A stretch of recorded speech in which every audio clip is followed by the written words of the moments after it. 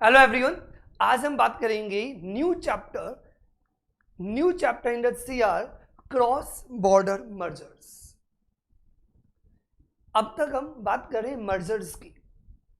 Mergers and amalgamation between the companies, section 230 से लेके 240 of companies act 2013 हम discuss कर रहे हैं, जिसमें से हम पढ़ चुके हैं सेक्शन 230 से लेके 232। सेक्शन 230 से लेके 232 जहां हमने अरेंज मैरिज की बात की थी, that merger is done through NCLT. याद आया कि नहीं आया?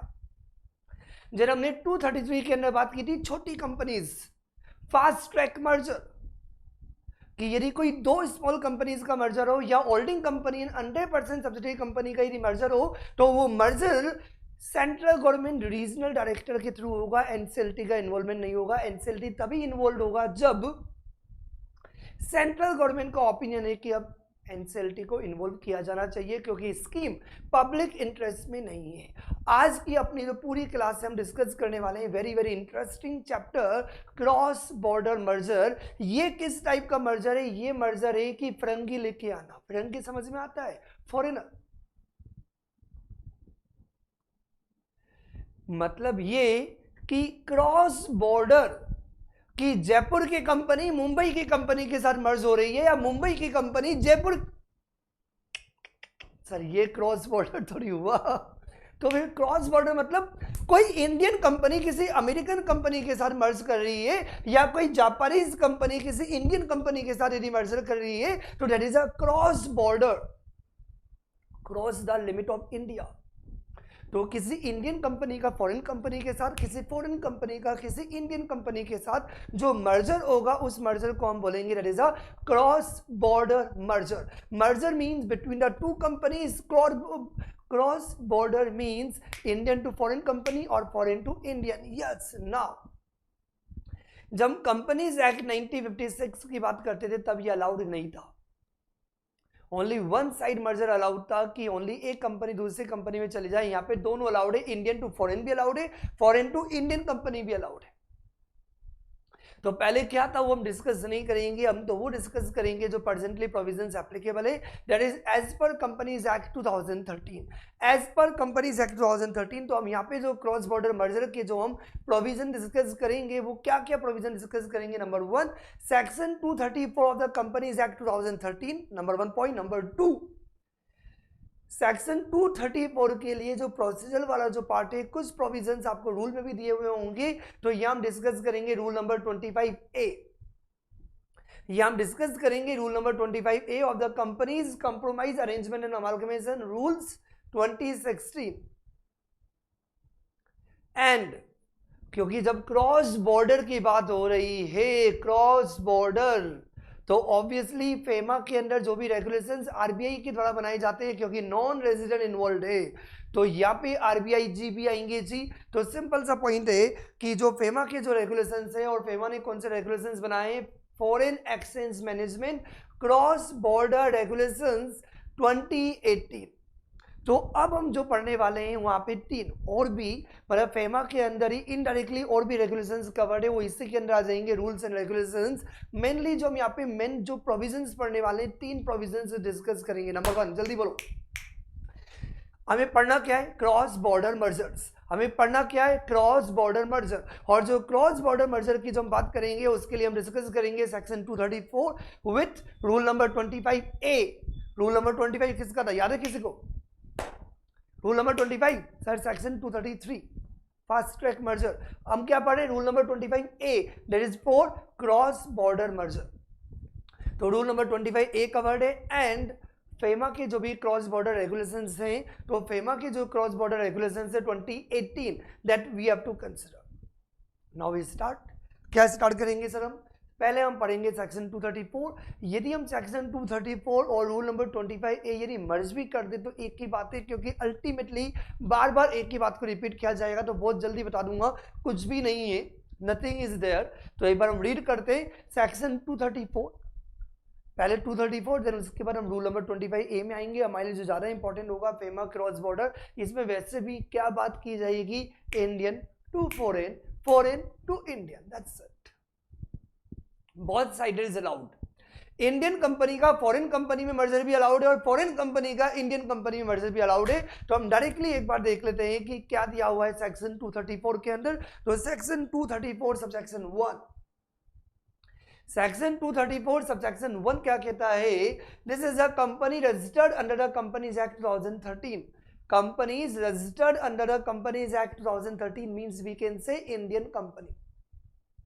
आई repeat, company registered under the companies act 2013। इसका मतलब ये हुआ कि जो इंडियन कंपनी है and this is a foreign company. समझ में आया कि नहीं आया? आया ना? मर्जर किसका होगा? तो कंपनी का होगा। सर एक दिल्ली की कंपनी, जयपुर की कंपनी, जयपुर की कंपनी, मुंबई की कंपनी, एक कोलकाता की कंपनी, जयपुर की कंपनी। सर वो वाली बात यहाँ पे नहीं हो रही है। हम जो क्रॉस बॉर्डर मर्जर के अंदर जो बात कर रहे हैं, cross the border mean Indian company and foreign company. किसकी बात की जा रही है? Indian company and foreign company, Indian company, Japanese company, Indian company and American company. समझ में आया कि एक इंडियन कंपनी एंड दूसरी फॉरेन कंपनी, इन दोनों कंपनीज के बीच में क्या हो रहा है? Mergers and amalgamation that is allowed. Now it is allowed कि कोई भी इंडियन कंपनी, ध्यान से देखना, एरो इज बोथ साइड, मतलब इंडियन कंपनी किसी फॉरेन कंपनी के साथ मर्ज कर सकती है, फॉरेन कंपनी किसी इंडियन कंपनी के साथ मर्ज कर सकती है। According to section 234 subsection 1, the provision of this chapter shall apply mutatis mutandis। the provision of this chapter, sir ये चैप्टर का मतलब क्या हुआ? चैप्टर का मतलब सीआर के चैप्टर की बात नहीं हो रही है कि सीएस फाइनल के अंदर जो हम सीआर की जो बात कर रहे हैं उस वाले चैप्टर की बात नहीं हो रही ना। यहाँ पे चैप्टर का मतलब ये हुआ कि कंपनीज एक्ट 2013 के अंदर ये कौन से चैप्टर के अंदर आता है? सेक्शन 230 से लेके 240, मर्जर एंड अमालगमेशन पूरा एक चैप्टर बना रखा है, सेक्शन 230 से लेके 240। तो ये सेक्शन 230 से लेके 240 के जो प्रोविजन है वो एप्लीकेबल होंगे। इसका मतलब जो नॉर्मल प्रोविजन है section 230, 232 that will be applicable. यहाँ पे ये लिखा हुआ है, मतलब इंडियन कंपनी फॉरेन कंपनी में मर्ज हो, foreign company Indian company merge हो, बिटवीन मतलब कोई भी इंडियन कंपनी फॉरेन कंपनी का आपस में, चाहे इंडियन का फॉरेन में हो, फॉरेन का इंडियन कंपनी में मर्ज हो। इसका मतलब ये हुआ कि आप जाके क्या, यदि कोई इंडियन लड़की जाके किसी फॉरेनर से शादी कर ले या कोई इंडियन लड़का किसी फॉरेनर लड़की को लेके आ जाए, दोनों अलाउड है। अब समझ में आई बात? आप फॉरेन में जाके सेटल हो रहे हो या फॉरेनर लड़की उठा के इंडिया में ला रहे हो? उठा के मतलब उठाने वाला नहीं, मतलब marriage legally.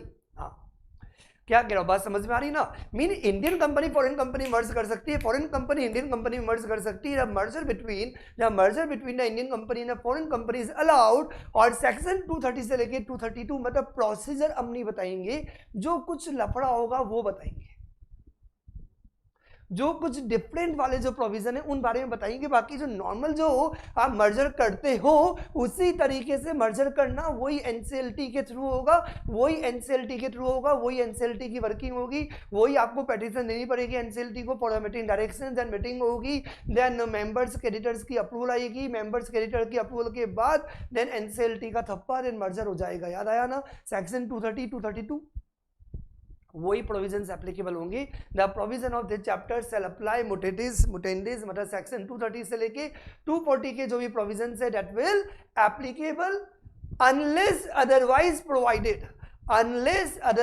Provided under any law for the time in force. यदि किसी कानून में कुछ अलग दिया है तो बात अलग है। अनलेस अदरवाइज प्रोवाइडेड, यदि कोई पर्टिकुलर लॉ में या किसी भी लॉ में यदि कुछ भी अलग दे रखा है तो बात अलग है। अदरवाइज इसका मतलब ये सेक्शन 234 ओवरराइडिंग नहीं है। ये नहीं बोला बाहर में जाए सबको सब बोलेगा, ना ये उस स्टाइल में नहीं है। ये बोलता है कि नॉर्मली ऐसा होगा, लेकिन यदि किसी लॉ में कुछ और दे रखा है तो उसको भी देखना पड़ेगा।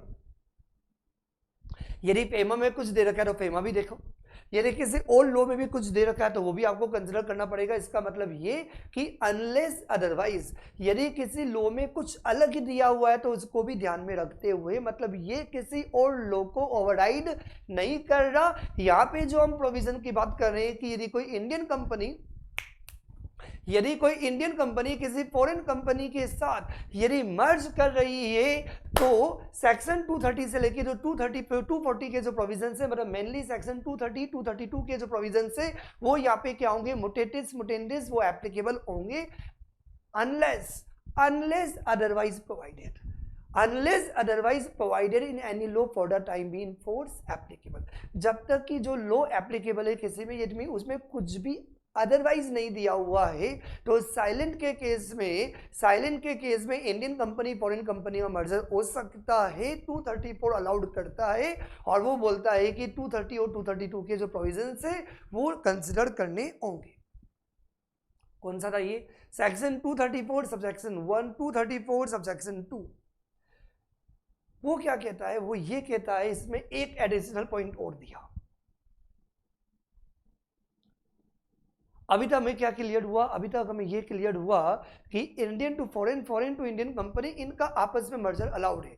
इंडियन एंड फॉरेन कंपनी का मर्जर आपस में अलाउड है। सेक्शन 230 से लेके 240 के जो प्रोविजन है वो एप्लीकेबल होंगे अनलेस अदरवाइज प्रोवाइडेड। लेकिन मेन क्या प्रोविजन एप्लीकेबल होगा, जब फॉरेन कंपनी को आप इंडिया लेके आ रहे हो या वहां पे जाके मर्ज कर रहे हो, मींस कोई लड़का या कोई लड़की जाके सेटल्ड हो रही है अमेरिका के अंदर, या अमेरिकन लड़की को इंडिया के अंदर सेटल्ड कर रहे हो, तो अल्टीमेटली इन्वॉल्वमेंट है ना, इन्वॉल्वमेंट है, तो बिल्कुल इन्वॉल्वमेंट है। तो वही यहाँ पे भी बात की जा रही है कि सर यहाँ पे किसका इन्वॉल्वमेंट है, एक नॉन रेजिडेंट इन्वॉल्व है। क्या इन्वॉल्व है, नॉन रेजिडेंट। और जब नॉन रेजिडेंट इन्वॉल्व है तो आरबीआई के बिना काम नहीं होगा। तो यहाँ पे बिल्कुल क्लियर दिया हुआ है क्या कि यदि कोई भी इंडियन कंपनीज या कोई भी कंपनी जो इनकॉर्पोरेटेड है in the jurisdictions of such countries as may be notified, इनका भी आपस में मर्जर अलाउड है। किनका, कोई भी Indian company, one is a Indian company, another is a companies जो ऐसी कंट्रीज के अंदर, ऐसी जुरिसडिक्शंस के अंदर रजिस्टर्ड है, जो हम आगे बात करेंगे, जो नोटिफाइड है। और नोटिफाइड कहाँ होगी, रूल नंबर 25A के अंदर दिया हुआ है अनेक्सर बी में। तो कोई भी इंडियन कंपनी ये इंडियन कंपनी किसी ऐसी कंपनीज के साथ मर्ज कर सकती है जो पर्टिकुलर जुरिसडिक्शंस के अंदर नोटिफाइड है, उन कंपनीज के साथ आपका मर्जर अलाउड है। तो मर्जर अलाउड है, लेकिन subject to the provision of any other law for the time being force. 234(1) में भी यही बात थी, यहाँ भी 234(2) के अंदर भी वही वाली बात है। अभी तक तो सेम पॉइंट है।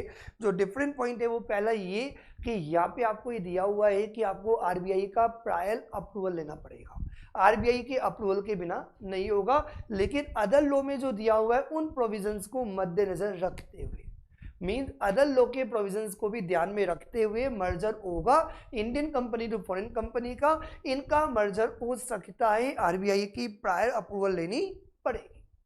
समझ में आया?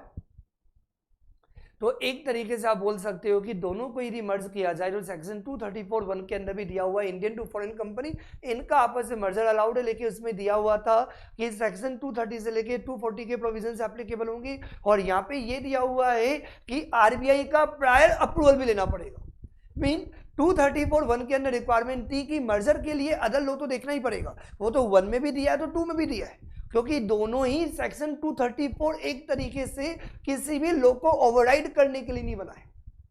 ये तो बहुत अच्छी तरह माइंड में सेट आ गया होगा, क्योंकि हम लोगों की जनरली आदत पड़ गई है notwithstanding anything content, यहां नहीं है। 234 बोलता है भैया हम Indian company to foreign company के मर्जर को अलाउड तो कर रहे हैं, लेकिन अदर लॉ यदि कोई भी अदरवाइज यदि प्रोवाइड करेगा तो उसको ध्यान में रखना पड़ेगा। तो लैंग्वेज में थोड़ा अंतर है, लेकिन दोनों का मतलब एक ही है कि अदर लॉ को ध्यान में रखते हुए। 234(1) में भी यही दिया हुआ है, 234(2) में भी यही दिया है, और दोनों में ये दिया हुआ है टारगेट तो वही है, Indian to foreign company, foreign company to Indian company, इनका मर्जर अलाउड है। यू कैन से दैट 234(1) ये कहता है कि सेक्शन 230 से लेके 240 मीन्स सेक्शन 230 और 232 के प्रोविजंस कंप्लाइंस करने पड़ेंगे, ये रिक्वायरमेंट दी हुई है 234(1) के अंदर। और 234 सबसेक्शन 2 के अंदर ये रिक्वायरमेंट दी हुई है कि जब इंडियन कंपनी फॉरेन कंपनी का यदि आपस में मर्जर हो तो ये मर्जर अलाउड है। और यहाँ पे जो रिक्वायरमेंट दी हुई है वो ये दी हुई है कि आरबीआई का प्रायर अप्रूवल लेना पड़ेगा। एक तरीके से आप बोल सकते हो क्या सर, 2 रिक्वायरमेंट हो गई ना, टोटल 3 पॉइंट्स हो गए। अदर लॉ के प्रोविजंस कॉन्ट्राविन नहीं होंगे, अदर लॉ के प्रोविजंस को ध्यान में रखते हुए मतलब 3 चीजें हो गई। यदि मैं 234 सबसेक्शन 1 और 234 सबसेक्शन 2 को यदि पूरा कंबाइन करके यदि देखो तो टोटल 3 पॉइंट्स है कि यदि कोई भी इंडियन कंपनी या फॉरेन कंपनी यदि आपस में मर्ज करती है, यदि कोई इंडियन कंपनी यदि फॉरेन कंपनी यदि आपस में मर्ज करती है, तो मर्जर के लिए 3 बातें ध्यान रखनी होगी। अदर लॉ के प्रोविजंस, जो भी अदर एप्लीकेबल लॉज होंगे उनके प्रोविजंस कॉन्ट्राविन नहीं होने चाहिए, कोई भी लॉ का प्रोविजन कॉन्ट्राविन नहीं होना चाहिए, पहली रिक्वायरमेंट। दूसरी रिक्वायरमेंट सेक्शन 230 और 232 मतलब एनसीएलटी के रूट के थ्रू मर्जर होगा, मतलब इस चैप्टर के प्रोविजंस को ध्यान में रखना पड़ेगा। एंड थर्ड रिक्वायरमेंट आरबीआई का प्रायर अप्रूवल लेना पड़ेगा, आरबीआई का प्रायर अप्रूवल लेना होगा। ये 3 रिक्वायरमेंट आपको ध्यान रखनी होगी। क्लियर यहां तक? सब बिल्कुल क्लियर। नाउ ये अब जो बॉक्स दिया हुआ है, बड़ा जनरल पॉइंट दिया हुआ है, ये यहाँ पे ये दिया हुआ है कि पेमेंट ऑफ कंसिडरेशन, ये तो समझ में आता है कि इन दोनों में से एक कंपनी जो मर्ज होने जा रही है उसे बोला जाएगा ट्रांसफर कंपनी, और जिस कंपनी में आप मर्ज करोगे उसे बोला जाएगा ट्रांसफरी कंपनी। तो ट्रांसफर कंपनी की जितनी भी एसेट एंड लायबिलिटीज है वो ट्रांसफरी कंपनी की बन जाएगी। ये तो हमें मर्जर का रूल पता ही है ना। ट्रांसफर कंपनी क्या होगी? डिसॉल्व होगी। ये तो माइंड में सेट हो गया होगा, जिनके अभी नहीं हुआ तो बोल बोल के मैं माइंड में सेट करा के जाऊंगा। सर ये तो रूल पता है हमें, सर मर्जर में होता क्या है, बेसिक रूल थोड़ी बदलता है। ट्रांसफर कंपनी डिसॉल्व होगी, ट्रांसफर कंपनी की asset and liabilities will become the asset and liabilities of transferee company, and transferee company क्या करेगी? कंसिडरेशन देगी। किसको देगी? To the shareholders of transfer company. Transferee company को मिला एसेट एंड लायबिलिटीज, तो उन एसेट एंड लायबिलिटीज के लिए ये ट्रांसफरी कंपनी कंसिडरेशन देगी। तो यहाँ पे ये दिया हुआ है, कौन दे रहा है कंसिडरेशन? Transferee company. कौन दे रहा है? Transferee company. तो ट्रांसफरी कंपनी कंसिडरेशन देगी, किसको देगी?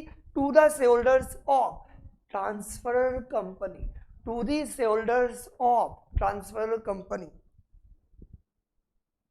May be in case, may be in depository receipt, or may be partly in case or partly in DR depository receipt।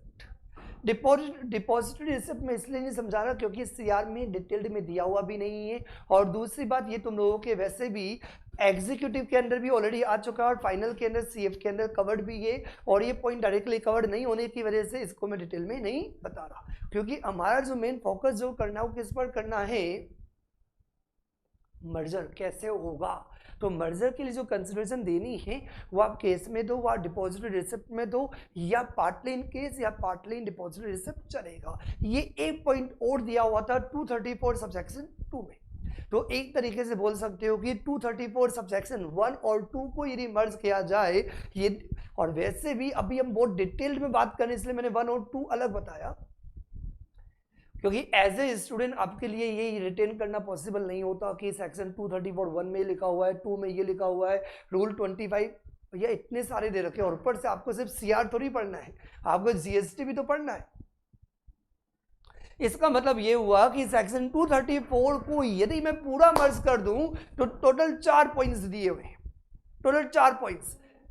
Other law का कोई भी प्रोविजंस कॉन्ट्राविन नहीं होना चाहिए, अदर लॉ के प्रोविजंस को भी ध्यान में रखना पड़ेगा, एनसीएलटी का अप्रूवल लेना पड़ेगा, बोलो आरबीआई का प्रायर अप्रूवल लेना पड़ेगा, एंड फोर्थ जो ट्रांसफर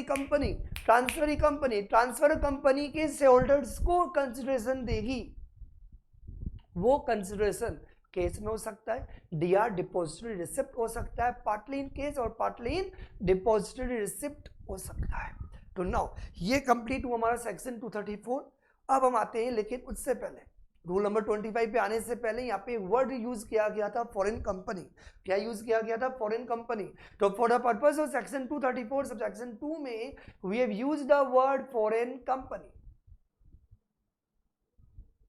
तो यदि हमने सेक्शन 234 के अंदर फॉरेन कंपनी वर्ड यूज किया है, और यहाँ पे तो फॉरेन कंपनी आएगा ही क्योंकि there is a merger between Indian company and foreign company. There is a merger between the Indian company and the foreign company, तो यहाँ पे फॉरेन कंपनी तो वर्ड यूज हो ही रहा है। तो फॉरेन कंपनी का मतलब क्या होता है? यदि मैं कंपनीज एक्ट, क्योंकि ये तो कंपनीज एक्ट तो पढ़ के ही आए हो ना, एग्जीक्यूटिव तो क्लियर है ना, और यदि किसी का क्लियर नहीं है तो पहले एग्जीक्यूटिव क्लियर करने का ना। क्या होता है foreign company? Sir foreign company means any company जो इंडिया में रजिस्टर्ड नहीं है लेकिन जिसका प्लेस ऑफ बिजनेस इंडिया में होना चाहिए, ये होता है ना फॉरेन कंपनी। सर नॉर्मली तो यही होता है। तो यहां पे क्या है, या मतलब क्रॉस बॉर्डर मर्जर, या मतलब क्रॉस बॉर्डर मर्जर। मैं नॉर्मली नहीं बता रहा कि तुम लोग कंपनीज एक्ट में क्या पढ़ के आए, मैंने बता दिया ना वो तो। मैं तो सिर्फ इस पर्पस के लिए बता रहा हूं कि मैं बार बार बोले जा रहा हूं, यदि इंडियन कंपनी फॉरेन कंपनी के साथ मर्ज हो रही है, जैसे द इंडियन कंपनी जयपुर की कंपनी यदि किसी अमेरिकन कंपनी के साथ, जयपुर की कंपनी किसी अमेरिकन कंपनी के साथ यदि मर्ज हो रही है, तो क्या जरूरी है कि उस अमेरिकन कंपनी का प्लेस ऑफ बिजनेस इंडिया में होना चाहिए? सर ये कैसा मर्जर हो गया? मैं तो प्योर अमेरिकन कंपनी के साथ मर्ज कर रहा हूं भैया। ये कौन सा मतलब हुआ कि मैं किसी अमेरिकन लड़की को उठा के वर्ड यूज कर रहा हूं, उठा के मतलब लीगली। हाँ, तो मैं किसी अमेरिकन लड़की के साथ शादी करना चाहता हूं, मेरा सपना था। इंडियन लड़की समझ नहीं आती, अमेरिकन लड़की चाहिए अपने को। समझ में आ रही बात? एग्जाम्पल है बेटा। तो अब मैं अमेरिकन लड़की तभी उठा के लेके आऊं, मतलब उसे मैरिज करूं जब उसका कोई रिलेटिव इंडिया में रहे। ये मुझे क्या मतलब, मुझे चाहिए मतलब चाहिए अमेरिकन। समझ में आ रही बात? समझ में आया ना? तो यहां पे मैं क्या कहना चाह रहा हूं कि नॉर्मली जो फॉरेन कंपनी की जो आप बात करते हो वहां पे आता है कि प्लेस ऑफ बिजनेस इंडिया में हो, लेकिन हम मर्जर की बात कर रहे हैं। मर्जर कि यदि कोई इंडियन कंपनी किसी फॉरेन कंपनी के साथ मर्ज हो, या कोई अमेरिकन कंपनी कोई इंडियन कंपनी के साथ यदि मर्ज हो, तो प्लेस ऑफ बिजनेस इंडिया में हो या नहीं हो कोई इफेक्ट नहीं पड़ता। मुझे प्यार हो गया किसी अमेरिकन लड़की से, उस अमेरिकन लड़की का कोई रिलेटिव इंडिया में रहता है या नहीं रहता है, उससे क्या इफेक्ट पड़ता है? I love American girl. समझ में आया कि नहीं आया? ना आया ना? तो मर्जर के पॉइंट से बात करने का ना, कुछ समझ में आया? सर फिर अब तक जो डेफिनेशन पढ़ी थी सर वो गलत हो गई? बेटा वही है जो पढ़ा वो सही है। हर जगह पर्पस के हिसाब से डेफिनेशन बदलती है, लॉजिक समझा करो। नॉर्मली हमने बोला कि आप उन्हीं फॉरेन कंपनीज की बात करोगे ना जिनका प्लेस ऑफ बिजनेस इंडिया में होगा, तभी तो इंडिया में बात करोगे ना। तो इसलिए हम उन्हीं फॉरेन कंपनीज की बात करते हैं। इसे डिफाइंड है फॉरेन कंपनी मतलब एनी कंपनी जिसका प्लेस ऑफ बिजनेस इंडिया में हो। लेकिन but for the purpose of this chapter कि यहाँ पे प्लेस ऑफ बिजनेस यदि इंडिया में नहीं भी है तो भी कोई इफेक्ट नहीं पड़ेगा। Foreign company means any company और body corporate incorporated outside India, जो इंडिया के बाहर रजिस्टर्ड है, having a place of business in India और नॉट। समझ में आया? Now we come to the rule number 25A. Rule number 25A of the Companies Compromise Arrangement and Amalgamation Rules 2016. मैंने बोला कि जब मर्जर होगा इंडियन कंपनी का किसी फॉरेन कंपनी के साथ, तो सेक्शन 234 के अंदर 4 पॉइंट्स तो हमें समझ में आ ही गए। अब हमें ये देखना होगा कि रूल नंबर 25A के में क्या प्रोविजंस दिए हुए हैं।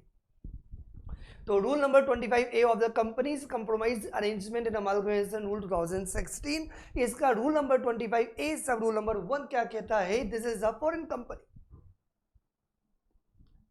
Merged into Indian company. यदि कोई फॉरेन कंपनी, यहाँ पे अलग अलग दिया हुआ है, यदि कोई फॉरेन कंपनी किसी इंडियन कंपनी के साथ, यदि कोई फॉरेन कंपनी, यदि कोई फॉरेनर किसी इंडियन लड़के के साथ यदि मैरिज करती है तो क्या होगा? हो सकता है पॉसिबल। तो यहाँ पे ये दिया हुआ है कि जो फॉरेन कंपनी है ना, वो फॉरेन कंपनी किसी इंडियन कंपनी के साथ मर्ज कर सकती है, इट इज अलाउड। कैसे अलाउड होगा? With the prior approval of RBI, then complying with the provisions of section 230 or 232 of the Companies Act 2013, and these rules by applying to the या by making the application to NCLT। कोई बता सकता है यहाँ पे क्या important point दिया हुआ है रूल नंबर 25A सब रूल नंबर 1 के अंदर? क्योंकि ये पॉइंट तो आपको समझ में आ गया सर, ये तो सेक्शन 234 के अंदर ही क्लियर कर दिया था ना।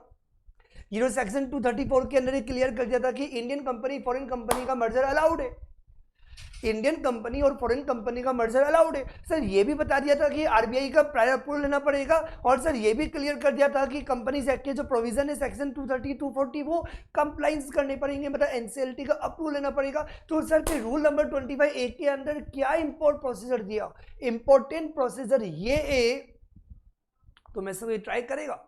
क्या इंपॉर्टेंट पॉइंट है सर, यहाँ पे स्टेप दे दी। अभी तक हमें ये पता था कि आरबीआई का प्रायर अप्रूवल भी लेना पड़ेगा, आरबीआई का अप्रूवल भी लेना पड़ेगा और एनसीएलटी की अप्रूवल भी लेनी पड़ेगी। तो यहाँ पे बिल्कुल क्लियर कर दिया कि पहले आरबीआई की अप्रूवल फिर देन एनसीएलटी को एप्लीकेशन दो बाद में। मींस यदि कोई फॉरेन कंपनी किसी इंडियन कंपनी के साथ यदि मर्ज करना चाहती है according to rule number 25A सब रूल नंबर 1, मतलब ये सेक्शन 234 का सपोर्टिंग है कि यदि कोई फॉरेन कंपनी किसी इंडियन कंपनी के साथ यदि मर्जर करे तो मर्जर करने के लिए पहले आरबीआई का प्रायर अप्रूवल ले, और आरबीआई के प्रायर अप्रूवल मतलब आरबीआई की परमिशन के बाद आपको एनसीएलटी का थप्पा भी लेना पड़ेगा, एनसीएलटी की परमिशन भी लेनी पड़ेगी, और एनसीएलटी की परमिशन लेने के लिए एनसीएलटी को एप्लीकेशन देना पड़ेगा as per section 230 232 of the companies act 2013। Sir बच गया, तो इसका मतलब ये हुआ कि रूल नंबर 25A सब रूल नंबर 1 के अंदर only foreign company to Indian company की बात की जा रही है। सर कोई इंडियन लड़की यदि जाके किसी फॉरेनर लड़के के साथ यदि मैरिज करे तो, क्योंकि रूल नंबर 25A सब रूल नंबर 1 के अंदर जो बात की गई है वो क्या बात की गई है, कोई फॉरेन लड़की इंडिया में आ रही है, मतलब कोई फॉरेन कंपनी इंडियन कंपनी के साथ मर्ज हो रही है, फॉरेन कंपनी किसी इंडियन कंपनी के साथ मर्ज हो रही है। तो जो इंपॉर्टेंट पॉइंट समझ में आया वो ये समझ में आया, क्योंकि ये तो हमने सेक्शन 234 के अंदर ही क्लियर कर लिया था कि आरबीआई का परमिशन भी लेना पड़ेगा, और सेक्शन 232 ये कंप्लाइंस करना पड़ेगा। तो यहाँ पे इन्होंने क्लेरिफाई कर दिया, बिल्कुल क्लेरिफाई कर दिया, पहले आरबीआई का अप्रूवल लो बाद में एनसीएलटी की अप्रूवल लो। अब हम बात करेंगे रूल नंबर 25A सब रूल नंबर 2 के अंदर, यदि कोई Indian company merged into the foreign company, यदि कोई इंडियन कंपनी किसी फॉरेन कंपनी के साथ, पहले हमने क्या बात की थी क्लेरिफाई कर दूंगा, मैं इतना समझाऊंगा, इस तरीके से बताने का ट्राई करूंगा कि जब ये क्लास एंड होगी तो कंसेप्ट भी समझ में आया होगा प्लस क्लास में याद हो जाएगा। हमने क्या बात की 1 के अंदर, हमने बात की foreign company to Indian company. अब हम सब रूल 2 के अंदर ये बात करें कि यदि कोई इंडियन कंपनी यदि किसी फॉरेन कंपनी के साथ यदि मर्ज करे, हमारी बेटी बाहर जा रही है, हमारी बेटी अभी तो पढ़ाई बेटी आ रही थी, फॉरेनर बेटी आ रही थी, चलता है, तो फॉरेन कंपनी इंडियन कंपनी के अंदर मर्ज हो चलेगा, उसके लिए नहीं बताया कैसा खानदान हो, खानदान तो लड़के का देखना होता ना, तो फॉरेनर बेटी आ रही आने दो। लेकिन जब इंडियन बेटी बाहर जाएगी तो हम बताएंगे क्या होगा। मतलब सुनो बात, यदि कोई इंडियन कंपनी यदि किसी फॉरेन कंपनी में यदि मर्ज हो रही है तो foreign company must be incorporated, must be registered in any of the jurisdiction जो अनेक्सर बी के अंदर स्पेसिफाइड है। इसको बताने के बाद हम अनेक्सर बी में देखेंगे क्या कि हमारी इंडियन बेटी कौन से खानदान में जाके मर्ज हो रही है, ऐसे खानदान में मर्ज हो जो गुंडे मवालियों का हो। बात समझ में आ रहा है? यदि आप जैन परिवार के हो तो आप भी ये बोलते हो जैन खानदान हो। कुछ बात समझ में आ रही मैं क्या कहना चाह रहा हूं? क्या समझ में आया कि हमारी इंडियन बेटी बाहर जा रही है तो मर्जर अलाउड है? यस मर्जर अलाउड है, लेकिन बात समझो, हम पूरा डिटेल में बताएंगे। हमारी बेटी बात समझ में आ रहा है? इंडियन कंपनी समझ में आया कि नहीं आया? सर आया ना, तो बताओ ना, तो बता रहा हूं ना, सुनो ना कि Indian company is being merged into the foreign company. वो फॉरेन कंपनी उस कंट्री में रजिस्टर्ड होनी चाहिए जो किसी भी जुरिसडिक्शंस में हो, जो अनेक्सर बी में हो, उसके अलावा कोई और एरिया में नहीं हो।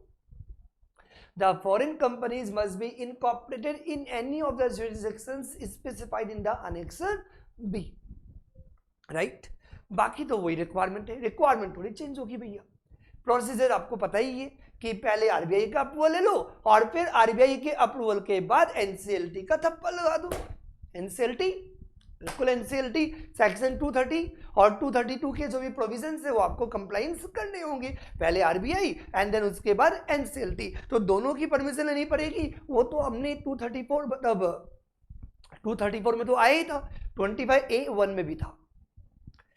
तो इसका मतलब ये हुआ कि हम दोनों को मर्ज करके पढ़ सकते हैं क्या? यदि आप क्लियरली यदि वर्ड पढ़ो रूल नंबर 25A के, तो आपको ये पॉइंट क्लियर होता है रूल नंबर 25A पढ़ने से कि पहले आरबीआई की अप्रूवल लेनी पड़ती है, बाद में आपको एनसीएलटी की अप्रूवल लेनी पड़ती है, दो बातें। वैसे ये दोनों अप्रूवल आपको क्लियर हो गई थी सेक्शन 234 में भी, लेकिन यहाँ पे ये क्लेरिफाइड हुआ कि पहले आरबीआई की अप्रूवल लेनी पड़ेगी, बाद में एनसीएलटी की अप्रूवल लेनी पड़ेगी। एक और इंपॉर्टेंट पॉइंट जो रूल नंबर 25A1 बताता है कि फॉरेन कंपनी, कोई भी फॉरेन कंपनी इंडियन कंपनी में मर्ज हो चलेगा, लेकिन जब इंडियन बेटी बाहर जाएगी, जब कोई इंडियन कंपनी यदि किसी फॉरेन कंपनी मर्ज होगी तो वो उस कंट्री में इनकॉर्पोरेटेड हो जो अनेक्सर बी के अंदर स्पेसिफाइड है।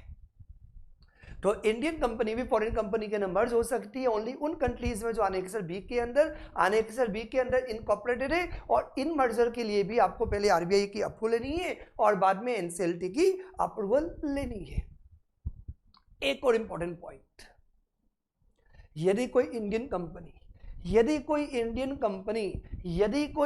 कंपनी किसी फॉरेन कंपनी के साथ किसी फॉरेन कंपनी के साथ मर्ज हो रही है, तो वो उन कंट्री की होनी चाहिए जो अनेक्सर बी के अंदर स्पेसिफाइड है, उन जुरिसडिक्शंस की होनी चाहिए जो अनेक्सर बी के अंदर स्पेसिफाइड है। रिक्वायरमेंट नंबर 1, सेकंड और थर्ड तो सेम है, ये तो माइंड में सेट हो गया सर। क्या इन दोनों के मर्जर के लिए इंडियन कंपनी फॉरेन कंपनी, चाहे इंडियन टू फॉरेन हो चाहे फॉरेन टू इंडियन हो, पहले आरबीआई की अप्रूवल लो, फिर उसके बाद एनसीएलटी की अप्रूवल कॉमन है। लेकिन एक पॉइंट और दिया हुआ है, जब foreign company Indian company merge हुई थी तब बात नहीं की गई, लेकिन जब इंडियन कंपनी किसी फॉरेन कंपनी मर्ज होगी तो क्या दिया हुआ है? एंश्योर ये करना पड़ेगा कि the valuation is conducted by the valuers who are the members of recognized professional body in the jurisdictions of the transferee।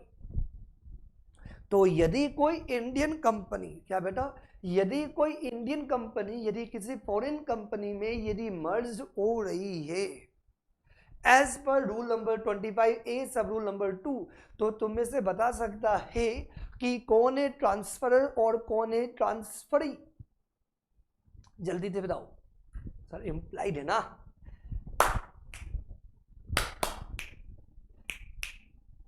Indian company merged into foreign company, तो इंडियन कंपनी जो मर्ज होने जा रही है, जो ट्रांसफर हो रही है, तो अपन क्या करेंगे बेटा? तो ये जो इंडियन कंपनी, इसको क्या बोला जाएगा sir? That is a transferor company. और जो फॉरेन कंपनी इसके अंदर मर्जर हुआ है that is a transferee company. तो जो भी वैल्यूअर करेगा तो क्या दिया हुआ है? Ensure that the valuation is conducted by the valuers who are the members of recognised professional body in the jurisdictions of transferee company. मतलब जो भी ट्रांसफरी कंपनी है that is a foreign company, उस फॉरेन कंपनी जिस country की है, जिस jurisdictions की है, वहां की जो भी recognised professional body for the purpose of valuation, उसका वो वैल्यूअर मेंबर होना चाहिए। सेकेंड इंपॉर्टेंट पॉइंट, जो भी वैल्यूएशन किया जाएगा वो as per internationally accepted principles on accounting के अकॉर्डिंग वैल्यूएशन किया जाना चाहिए। ये दो रिक्वायरमेंट है वैल्यूएशन के रिगार्डिंग। यदि इंडियन कंपनी किसी फॉरेन कंपनी के साथ यदि मर्ज होती है तो, और दो पॉइंट तो बिल्कुल कॉमन है, ये तो तुम्हें बिल्कुल याद हो गया, चाहे इंडियन टू फॉरेन हो या फॉरेन टू इंडियन हो, आरबीआई का अप्रूवल ये माइंड में बिल्कुल सेट है, एनसीएलटी का अप्रूवल ये बिल्कुल सेट है। इन्होंने दोनों को सेम क्यों नहीं बना दिया? एक के लाइन में कवर कर देते रूल नंबर 25 के अंदर, 25A के अंदर, लेकिन अलग अलग किया क्योंकि सब रूल नंबर 1 बोलता है कि फॉरेन कंपनी इंडियन कंपनी के अंदर मर्ज हो, लेकिन जब कोई इंडियन कंपनी किसी फॉरेन कंपनी के अंदर मर्ज होगी तो उन फॉरेन कंपनीज उन कंट्री की हो जो अनेक्सर बी के अंदर स्पेसिफाइड है। एंड दूसरा इंपॉर्टेंट पॉइंट वैल्यूएशन के बारे में भी दिया हुआ है, ये सेपरेट पॉइंट है जो सब रूल नंबर 1 में नहीं थे लेकिन सब रूल नंबर 2 में, right. Now we come to the annexure B के अंदर कौन कौन से जुरिसडिक्शंस स्पेसिफाइड है। तो jurisdictions specified in the annexure B, तो अनेक्सर बी के अंदर क्या क्या जुरिसडिक्शन है, टोटल 3 पॉइंट्स दिए हुए हैं। तो हम बात करेंगे खानदान की, मतलब जिनके साथ हमारा मिलान जुलान रहता हो, समथिंग सॉर्ट ऑफ, मतलब ये कि हमारी बेटी बाहर जा रही है, राइट, तो हमारी बेटी का भी माई बाप है, तो वहाँ का भी कोई माई बाप सेम हो, आपस में कुछ मिलता जुलता हो, कुछ बात समझ में आ रही है। जैसे हम बोलते हैं कि हमारे घर का खानदान उनका खानदान, मतलब हम लोग जैन है तो तुम भी जैन हो, हम अग्रवाल हो तो तुम भी अग्रवाल हो, हम माइसरीज हो तो तुम भी माइसरीज हो, समथिंग सॉर्ट ऑफ, कुछ समझ में आ रहा है मैं क्या कहना चाह रहा हूँ। खानदान तो सेम होना चाहिए ना, कास्ट तो सेम होनी चाहिए ना, कुछ आपस में मिलता जुलता तो होना चाहिए ना। तो यहाँ पे क्या दिया हुआ है कि यदि कोई इंडियन कंपनी यदि फॉरेन कंपनी के साथ यदि मर्ज करती है तो वो उन जुरिसडिक्शंस के अंदर स्पेसिफाइड हो। क्या क्या जुरिसडिक्शन दी हुई है जल्दी से देख लेते हैं। Jurisdictions specified in annexure B, first point, ये फॉरेन कंपनी, फॉर एग्जांपल ये फॉरेन कंपनी अमेरिका की है, तो अमेरिका जो है, तो अमेरिका के अंदर भी कोई सिक्योरिटी मार्केट रेगुलेटर होगा, जैसे इंडिया है, तो इंडिया के अंदर सिक्योरिटी मार्केट को रेगुलेट कौन करता है, इंडिया है ना, इंडिया, तो इंडिया के अंदर जितनी भी कंपनीज है उनकी जो शेयर्स है, सिक्योरिटीज है, उन पूरे शेयर मार्केट को कौन रेगुलेट करता है इंडिया के अंदर। इंडिया का तो पता है ना, पता होना भी चाहिए, कौन करता है, जिनमें जिन, मैं कहां से आ गया, कौन रेगुलेट करता है, सिक्योरिटी का दद्दू कौन है, सेबी जी। तो जैसे इंडिया के अंदर जो सिक्योरिटी मार्केट को जो रेगुलेट करता है वो सेबी है, वैसे ही जो लंदन है, जो अमेरिका है, जो जापान है, तो वहां का भी कोई सिक्योरिटी मार्केट रेगुलेटर होगा सर, वो तो होगा, तो दैट इज अ पॉइंट। तो हम यहाँ पे ये कह रहे हैं कि वो जो फॉरेन कंपनी उस कंट्री की इनकॉर्पोरेटेड होनी चाहिए, जो कंट्री या फॉरेन कंपनी वहां का, कहाँ का, फॉरेन कंट्री का, वहां का, जैसे फॉर एग्जांपल वो फॉरेन कंपनी जो है वो अमेरिका की, तो अमेरिका के अंदर जो सिक्योरिटी मार्केट रेगुलेटर हो, तो वहां का जो सिक्योरिटी मार्केट रेगुलेटर है अमेरिका का, जापान का, चाइना का, जहां का भी, is a signatory of international organisation of securities commission multilateral memorandum of understanding, मतलब मल्टीलेटरल मतलब इंटरनेशनल लेवल पे एक ऑर्गेनाइजेशन बनाई हुई है, जैसे कि यूएन बनी हुई है, तो वैसे ही international organisation of the securities commission multilateral memorandum of understanding, उसके सिग्नेचरीज है, मतलब उसके आप मेंबर हो, आपने साइन किया हुआ हो, या बायलेटरल लेवल पे आपने मेमोरेंडम ऑफ अंडरस्टैंडिंग किया हो, वहां का सिक्योरिटी मार्केट रेगुलेटर और इंडिया का सिक्योरिटी मार्केट रेगुलेटर दोनों के बीच में कोई मेमोरेंडम ऑफ अंडरस्टैंडिंग साइन हुआ हो, बायलेटरल मतलब आपस में हुआ हो, या दोनों ने आपस में नहीं किया लेकिन इंटरनेशनल लेवल पे एक सिग्नेचरी हुआ है, जहां पे अमेरिका का भी है, जापान का भी है, इंडिया का भी है, तो आप उसके सिग्नेचरी हो, या म्यूचुअली बायलेटरली यदि आपस में कोई मेमोरेंडम ऑफ अंडरस्टैंडिंग किया हो इंडिया का माई बाप ने और अमेरिका के माँ बाप ने, बात समझ में, अमेरिका मतलब फॉरेन कंपनी के माई बाप ने, यदि दोनों के माई बाप की दोस्ती हो और जहां दोस्ती और यारी होती है तो हमारी दोस्ती क्यों नहीं रिश्तेदारी के अंदर बदल दी जाए, बस समझ में आता है। मूवीज में डायलॉग सुना होगा, अभी तक हम बहुत अच्छे दोस्त थे, क्यों नहीं, बात समझ में आया, मेरी बेटी तुम्हें देखी हम रिश्तेदारी के अंदर बदल ले, रिश्तेदारी, बात समझ में आ रही है। तो वही यहाँ पे कि इंडिया का माई बाप, इंडियन कंपनी के जो सिक्योरिटी मार्केट का जो रेगुलेटर है वो इससे भी, और जो फॉरेन कंपनीज का भी जो सिक्योरिटी मार्केट रेगुलेटर होगा, या तो इंटरनेशनल लेवल पे उन्होंने कोई मेमोरेंडम ऑफ अंडरस्टैंडिंग को साइन किया हो, या बायलेटरल मतलब म्यूचुअली मेमोरेंडम ऑफ अंडरस्टैंडिंग हो तो चलेगा, मतलब मिलती जुलती आपस में बहुत। सेकेंड पॉइंट क्या कहता है, now we come to the second point. Second point क्या कहता है, उस सेंट्रल बैंक, जो फॉरेन कंपनी ना, फॉरेन कंपनी जैसे इंडिया है, तो इंडिया के अंदर जितने भी बैंक्स हैं उन सारे बैंक्स को रेगुलेट किया जाता है by the way of RBI. RBI reserve bank of India.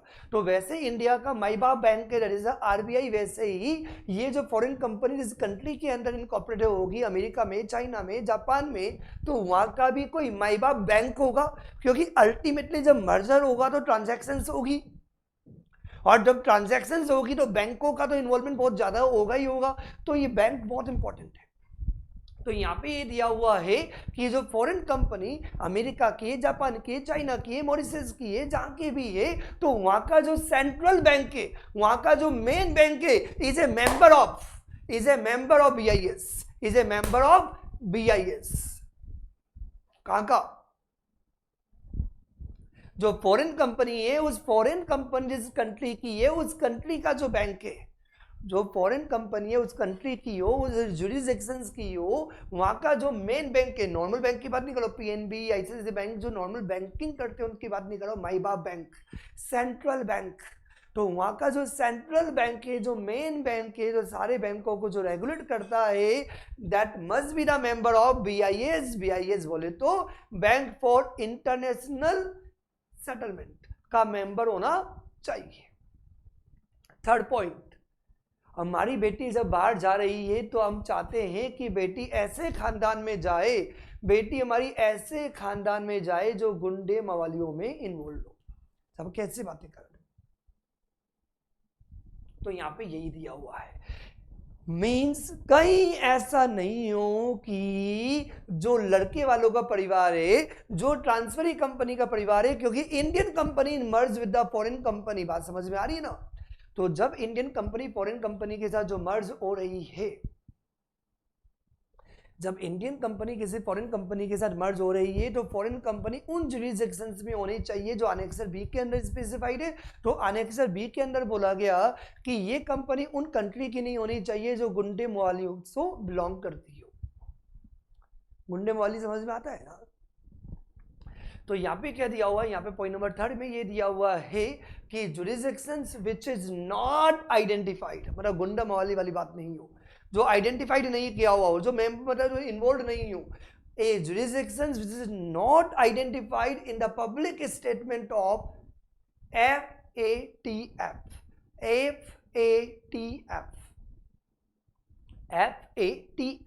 Financial action task force. इसका मतलब ये हुआ कि आप FATF के मेंबर तो हो, आप FATF financial action task force के आप मेंबर तो, लेकिन आपको आइडेंटिफाइड नहीं किया हो पब्लिक स्टेटमेंट में, गुंडा मवाली वाले परिवार को बिलोंग नहीं हो, मतलब आपने कुछ जो भी उन्होंने आपको डायरेक्शंस दिए उनको आपने कॉन्ट्राविन नहीं किया। एक बार हम देखते हैं क्या दिया हुआ इसके regarding, a jurisdictions which is not identified in the public statement of financial action task force as a jurisdictions having a strategic anti money laundering और combating the financial terrorism deficiencies to which counter measures apply. जो keyword है वो क्या है? जिनके ऊपर counter measures apply कर दिया। मतलब हमें ये लगता है कि आपके ऊपर ये काउंटर मेजर्स अप्लाई होंगी, मतलब आपको ये एक्शंस लेने पड़ेंगे। इसका मतलब आप सही नहीं हो, आप सही नहीं हो, आप ऐसे जुरिसडिक्शंस के ऊपर जिनके ऊपर काउंटर मेजर्स अप्लाई किए गए, या a jurisdictions that has not made sufficient progress in addressing the deficiency. मतलब कोई डेफिशिएंसी थी, उन्होंने बोला कि टेररिज्म के रिगार्डिंग ये होना चाहिए, ऐसा नहीं है, तो जो डेफिशिएंसीज थी उसको आपने प्रॉपर्ली एड्रेस नहीं किया, या FATF के द्वारा कोई एक्शन प्लान बनाया गया था उसको आपने कमिट नहीं किया, mean you are violating the action plan, you are not doing proper. तो ऐसे केसेस के अंदर आप सही नहीं हो, कैरेक्टर सही नहीं है, इन परिवार का कैरेक्टर बढ़िया नहीं है, तो ऐसे लोगों के साथ मर्ज होना चाहोगे? सर नहीं ना, तो वही यहाँ पे बात की जा रही है। समझ में आया? तो यहाँ पे 3 पॉइंट्स हो गए, समझ में आया? ये हमने बात की इन जुरिसडिक्शंस। यहाँ पे जो पॉइंट नंबर 3 में जो हमने बात की थी, jurisdiction which is not identified, मतलब नहीं होना चाहिए ऐसे में, मतलब ऐसी कोई कंट्री की कंपनी नहीं होनी चाहिए जहाँ पे क्या करते हो कि वो कोई मतलब FATF के द्वारा जो एक्शन प्लान बनाया गया उनको वो इम्प्लीमेंट नहीं करते हो, या जो सफिशिएंट प्रोग्रेस नहीं हो इन एड्रेसिंग द डेफिशिएंसीज, ऐसे जुरिसडिक्शंस के अंदर नहीं होनी चाहिए, नॉट आइडेंटिफाइड। क्लियर? तो यहाँ पे हमारे 3 पॉइंट क्लियर हुए। तो अब तक हमने क्या पढ़ लिया, सेक्शन 234 भी क्लियर हो गया एंड रूल नंबर 25A भी हमारा कंप्लीट हो गया। और वैसे जब आप सब मर्ज करोगे तो आपको लगेगा सर इसमें समझने के रिगार्डिंग था ही बहुत कम। Indian company to foreign company merge है, foreign company to Indian company, दोनों के मर्जर आपको क्लियरली दिए हुए हैं, वो मर्जर आपको समझ में आ गया। और सेक्शन 234 के अंदर जनरल कहा गया था, रूल नंबर 25A के अंदर थोड़ा सा और डिटेल बताया कि पहले RBI का परमिशन ले लो, उसके बाद आप जाके NCLT का अप्रूवल ले लेना। और दोनों को सेपरेट बताया कि foreign company to Indian company का मर्जर होगा, और Indian company to foreign company के केस में बोला कि वो फॉरेन कंपनी उन कंट्री उन जुरिसडिक्शंस के अंदर स्पेसिफाइड होनी चाहिए जो एनेक्सर B के अंदर दी हुई हो। और हमने यही पढ़ लिया कि एनेक्सर B के अंदर क्या क्या जुरिसडिक्शंस है। अब सेक्शन 234 हमें समझना था, रूल नंबर 25A हमें समझना था। अब हम बात करेंगे फेमा क्रॉस बॉर्डर जो रेगुलेशंस हैं उनमें क्या दिया हुआ है, क्योंकि NCLT तो आपस में कोई पढ़ने का मतलब यही नहीं है। समझ में आ गया कि NCLT के थ्रू होगा, मतलब सेक्शन 230 से लेके 232 के जो प्रोविजंस है वो जाके देख लो, अपन ऑलरेडी पढ़ चुके हैं। और उन सेक्शन 230 और 232 के प्रोविजंस को अप्लाई करने से पहले आप जाके क्या करो, RBI का अप्रूवल ले लो। तो मर्जर का जो प्रोसीजर है सिर्फ वो तो क्लियर हो गया, लेकिन प्रैक्टिकली यहाँ पे फॉरेन कंपनी है तो कुछ बातें और क्लियरिफाई करनी पड़ेगी। तो वो RBI ने रेगुलेशंस बना रखी है। क्या बेटा? RBI ने रेगुलेशंस बना रखी है, वहां पे दे रखा है। क्योंकि आपने क्या बोला, RBI का प्रायर अप्रूवल लेना पड़ेगा। तो RBI ने बोला कि जब जब आपको मर्जर करना है तो मर्जर कैसे करना पड़ेगा, हमने रेगुलेशंस बना रखा है। तो RBI ने फेमा रेगुलेशंस बना दी, इन फेमा रेगुलेशंस के अकॉर्डिंग आप मर्जर करो। ये बातें ध्यान रखना, ये बातें ध्यान रखना। क्या बातें ध्यान रखना? उससे पहले एक पॉइंट और देख लेते हैं फेमा रेगुलेशंस में आने से पहले, क्योंकि हमें RBI का प्रायर अप्रूवल लेना पड़ेगा और RBI ने रूल्स बना दिए। तो यहाँ पे दिया गया है कि for the purpose of rule number 25A it is clarified that the no amendments have been made in this rule without the consultation of the RBI। एक बार रूल बनाए गए तो जो रूल जो बनाए गए, अब यदि फर्दर कोई रूल यदि आप लेके आते हो तो RBI के बिना नहीं होने चाहिए। क्योंकि अभी तो हमें पता है कि मर्जर होगा, NCLT का होगा, NCLT से पहले RBI की अप्रूवल लेनी पड़ेगी। तो इसलिए इन्होंने ये बोल दिया कि RBI के कंसल्ट किए बिना कोई नया रूल मत बना देना, क्योंकि RBI की परमिशन से आज मर्जर होता है और बाद में आपने ऐसा रूल बना दिया कि ऐसे ऐसे कर दो। नो नो नो नो, जो अभी आया है वैसा रखो तो चलेगा, लेकिन उसमें यदि कोई अमेंडमेंट यदि करना है तो पहले RBI की अप्रूवल लेनी पड़ेगी इन रूल्स में अमेंडमेंट करने के लिए। तो now we come to the FEMA, foreign exchange management cross border merger regulation 2018। और ये जो रेगुलेशंस आई थी 20 मार्च 2018 कोई नोटिफिकेशंस आया था इन रेगुलेशंस के रिगार्डिंग। तो अब हम डिस्कस करते हैं रेगुलेशन 4। तो हमारे एग्जाम के पॉइंट से जो बहुत ज्यादा इंपॉर्टेंट है वो दो रेगुलेशंस होंगे, one is the regulation 4 and other is the regulation 5। तो पहले हम डिस्कस करेंगे रेगुलेशन 4। तो रेगुलेशन 4 क्या कहता है? दैट इज अ इनबाउंड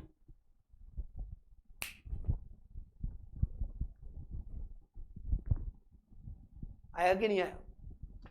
मैं हमेशा हर क्लास के अंदर बोलता हूं कि जितना पॉसिबल हो उतना बनाने का भी ट्राई करो। हम तो सारे प्रोविजन पढ़ेंगे ही, तो मैंने बार बार हर क्लास में एक बार बोलता हूं कि पढ़ने के साथ जो वर्डिंग जो यूज होती है उस वर्डिंग के आधार पे हमारे दिमाग में क्या आता है वो भी हमें लिंक करना चाहिए। इनबाउंड जाना, इनबाउंड इनबाउंड जाना सर वो आउट होता है, इन जाना, इन आना, आजा। किसको बुलाऊंगे? इंडियन कंपनी को बुलाऊंगे सर, इंडियन तो हम ही है तो हम किसको बुलाएंगे? फॉरेन कंपनी को। खत्म। आया कि नहीं आया? बेटा हर चीज पढ़ने की थोड़ी होती है, मैं हर बार यही बोलता हूँ। अब बच्चा एग्जाम के टाइम भी रट्टा मारेगा, मैं बोलता हूँ इस लाइन को तो कट कर दो, एग्जाम के दिन पढ़ने की जरूरत ही क्या है। और यदि ये आप पढ़ते हो तो आपको सीएस बनने की जरूरत नहीं है। मतलब 30% कंटेंट ऐसा होता है जो नहीं पढ़े भी आपको पता होता है, और ये जो 30% कंटेंट है जो वर्डिंग से निकलता है वो कंटेंट लास्ट डे पढ़ने का नहीं होता। और यही स्मार्टनेस काम करनी चाहिए। और यही स्मार्टनेस पे आपको फोकस करना है। समझ में आया? पहली बार तो हम सब देखेंगे, मैंने क्या बोला, पहली बार तो जब पढ़ना है तो सब पढ़ना है, लेकिन उस समय पढ़ते पढ़ते आपको कंटेंट बनाना है कि लास्ट टाइम, लास्ट मोमेंट पे हम क्या करेंगे। तभी हमारा कोर्स जल्दी कंप्लीट नहीं होता। हम कोर्स जल्दी कंप्लीट करने में बिलीव नहीं करते। रिवीजन बहुत फास्ट होना चाहिए। रिवीजन 3 दिन में खत्म, रिवीजन 4 दिन में खत्म मैक्सिमम, फिर 4 का 2 दिन। पहली बार तो ऐसे पढ़ो जितना पोस्टमार्टम कर सकते हो वो सारा पोस्टमार्टम होना चाहिए पहली बार पढ़ते टाइम। कभी जल्दीबाजी नहीं होनी चाहिए, जल्दीबाजी नहीं होनी चाहिए, क्योंकि जो कंटेंट ही गलत पढ़ लिया, कंटेंट ही क्लियर नहीं है, तो फिर पढ़ के फायदा क्या हुआ। ठीक है, कम टू द पॉइंट। हम क्या बात करें बेटा, इनबाउंड। आजा आजा, किसको बुलाएंगे, इंडियन कंपनी को थोड़ी बुलाएंगे। तो क्या होगा, ये फॉरेन कंपनी है, क्या बेटा, foreign company merge into the Indian company, that is the inbound merger. आप चाहो तो डेफिनेशन लिख सकते हो, वैसे भी इसको देख के समझ में आई गया। और यहां तक कि हमें वर्ड से ही समझ में आ गया था, इनबाउंड इनबाउंड इनबाउंड, समझ में आया, आना आना। फॉरेन कंपनी इंडियन कंपनी के अंदर मर्ज हुई, that is known as inbound merger. Sir इसमें क्या होगा, कुछ बच्चों के दिमाग में अभी डाउट रह गया होगा, सर एक चीज बताओ ना, क्यों पका रहे हो, क्यों सर, इंडियन फॉरेन में मर्ज हो या फॉरेन इंडियन में मर्ज हो, सर अल्टीमेटली मर्जर तो आपस में ही हो रहा है ना। सर इस बात पर इफेक्ट पड़ता है कि हमारी बेटी अमेरिका जा रही है या अमेरिकन बेटी इंडिया में आ रही है। अमेरिकन बेटी, अमेरिकन फिरंगी इंडिया में आ रही है, कोई फिरंगी इंडिया में आ रही है, या इंडियन बेटी अमेरिका में जा रही है, डिफरेंस है कि नहीं। यदि ये फॉरेन कंपनी यदि इंडिया में मर्ज हो रही है तो फॉरेन कंपनी क्या हुआ, ट्रांसफर कंपनी। और ये इंडियन कंपनी के अंदर मर्ज होगी तो that is a transferee company. तो फॉरेन कंपनी हुई ट्रांसफर और इंडियन कंपनी क्या हुई, that is a transferee company. और मैंने मर्जर का एक रूल स्टार्टिंग में तुम्हें बताया था और हर बार बताता रहूंगा, जब ये फॉरेन कंपनी जब इंडियन कंपनी में मर्ज हो रही है तो जो ट्रांसफरर कंपनी है that is a foreign company, ओम स्वाहा, आया कि नहीं। ये फॉरेन कंपनी क्या होगी, दैट विल बी डिसॉल्व्ड। और ये तो उन्होंने पहले ही बोल दिया, सेक्शन 230 232 शैल अप्लाई मुटेटिस मुटेंडिस। तो ये तो पता ही है, ट्रांसफर कंपनी विल डिसॉल्व्ड। तो ट्रांसफर कंपनी डिसॉल्व्ड होगी, जो ट्रांसफरी कंपनी है that is the Indian company that will continue.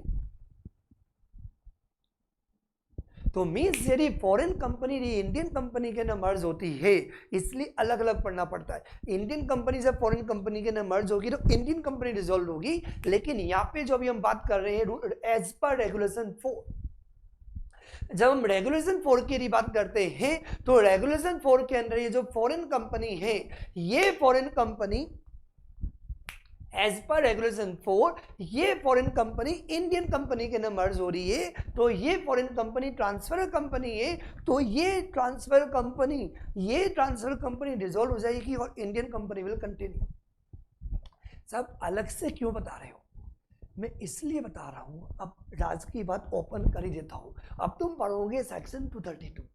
Section 232 क्या बताएगा, सेक्शन 232 ये बोलेगा ना कि ये फॉरेन कंपनी जो है, जो ट्रांसफर कंपनी है वो डिसॉल्व हो जाएगी। जब डिसॉल्व होगी तो इस फॉरेन कंपनी की जितनी भी एसेट है वो इंडियन कंपनी की एसेट बन जाएगी, इस कंपनी की जितनी भी लायबिलिटी है वो इंडियन कंपनी की लायबिलिटी बन जाएगी। तो कुछ प्रॉब्लम हो सकती है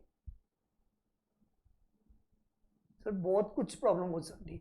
मैं देखना चाह रहा हूँ कि वो फॉरेन कंपनी अमेरिका में, उसकी एसेट भी होगी, लायबिलिटीज भी होगी, क्या सारी एसेट में होल्ड करने लायक हूँ, क्या पता फेमा मना करता हो। तो अपन 1 बाय 1 सारे पॉइंट्स को देखेंगे, हम 1 बाय 1 सारे पॉइंट्स को देखेंगे कि क्या क्या होगा जब मर्जर होता है। तो बहुत इजी है, टिप्स पे याद होगा। तो अभी हम क्या डिस्कस करें, एज पर रेगुलेशन 4। तो रेगुलेशन 4 के अंदर पहला पॉइंट कहता है ट्रांसफर ऑफ सिक्योरिटीज। सुनो मेरी बात ध्यान से, टिप्स पे याद कराऊंगा, जब ये क्लास एंड होगी तो आपको सब कुछ टिप्स पे याद होगा, वादा मेरा, प्रॉमिस। क्या बात करो,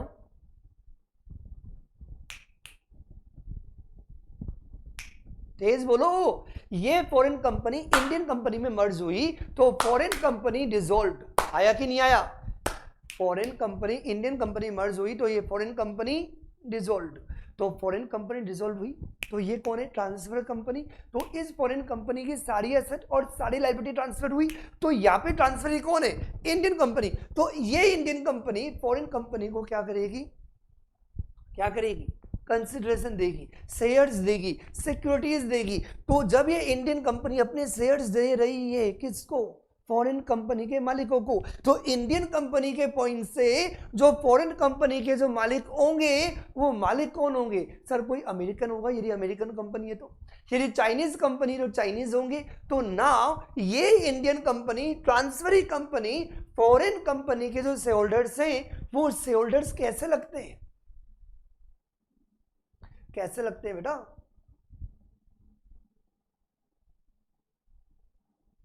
सर नॉन रेजिडेंट। तो इसका मतलब आप जो अपनी कंसिडरेशन दे रहे हो किसको दे रहे हो? नॉन रेजिडेंट को दे रहे हो। तो जब भी कोई शेयर्स नॉन रेजिडेंट को अलॉट किया जाता है तो फेमा की जो पर्टिकुलर रेगुलेशंस है दैट विल बी एप्लीकेबल। ये देखते ही बड़ा क्लियर है कौन किस में मर्ज हुआ, that is a foreign company merge into the Indian company, क्योंकि अपन पढ़ क्या रहे हैं बेटा? इनबाउंड, तो सारे पॉइंट इनबाउंड वाले ही होंगे। रेगुलेशन 5 अपन बाद में देखेंगे जहां अपन आउटबाउंड की बात करेंगे। तो अभी माइंड में सेट कर लो इनबाउंड की रिगार्डिंग क्या होगा। समझ में आया? तो पहले हमने कंसिडरेशन की बात की, मतलब जब ये फॉरेन कंपनी इंडियन कंपनी के अंदर मर्ज हुई, जब मर्ज हुई तो जो इंडियन कंपनी है, मैं लिख भी देता हूं, तो जब फॉरेन कंपनी जब इंडियन कंपनी के अंदर मर्ज हुई तो इंडियन कंपनी को क्या बोला जाएगा? This company will be consider as a transferee company. इसको अपन रिजल्टेंट कंपनी भी बोल सकते हैं। क्या बोल सकते हैं बेटा? फॉरेन कंपनी तो खत्म होगी ना जब मर्ज हो गई, तो जब फॉरेन कंपनी इंडियन कंपनी के ना मर्ज हुई तो डिसॉल्व होगी। तो ये जो इंडियन कंपनी, इसको आप ट्रांसफरी कंपनी बोल सकते हो, इसको अपन क्या बोल सकते हैं?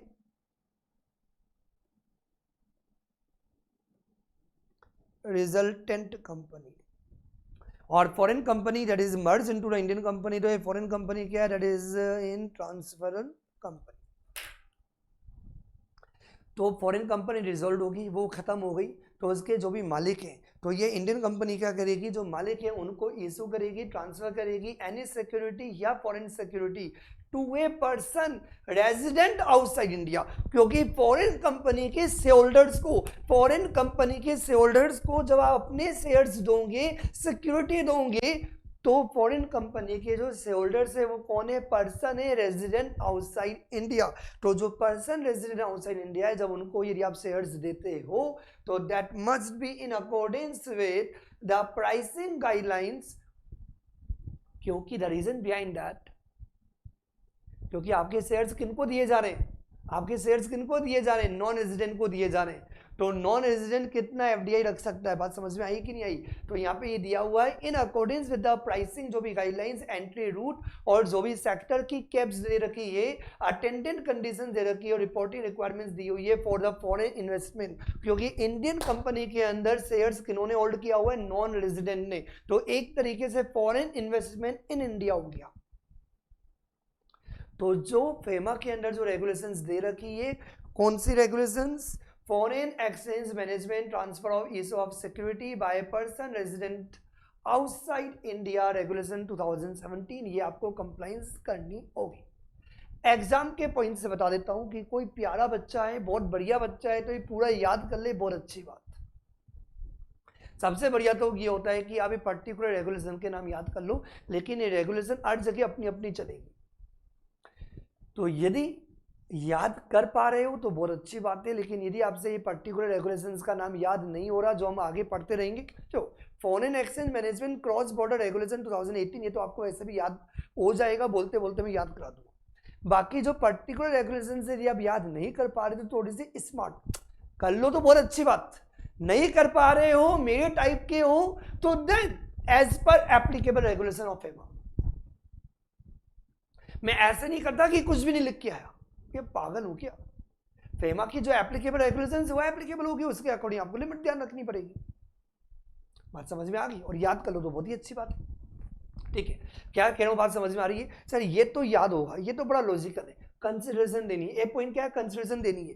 तो कैसे याद होगा, Indian company transfer company obviously वही कंसिडरेशन देगी, किसको कंसिडरेशन देगी, ये इंप्लाइड है, ट्रांसफर कंपनी को देगी। ट्रांसफर कंपनी कौन है सर, फॉरेन कंपनी। तो फॉरेन कंपनी के मालिक कौन है sir, person resident outside India. तो जब उनको शेयर्स और सिक्योरिटी दिए जाएंगे तो एक तरीके से उनका इन्वेस्टमेंट इंडिया में आ गया,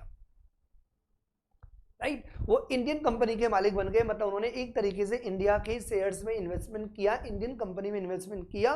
तो फेमा की जो भी इस रिगार्डिंग जो रेगुलेशंस बनी हुई है, उन रेगुलेशंस को फुल्ली आपको कंप्लायंस करना है।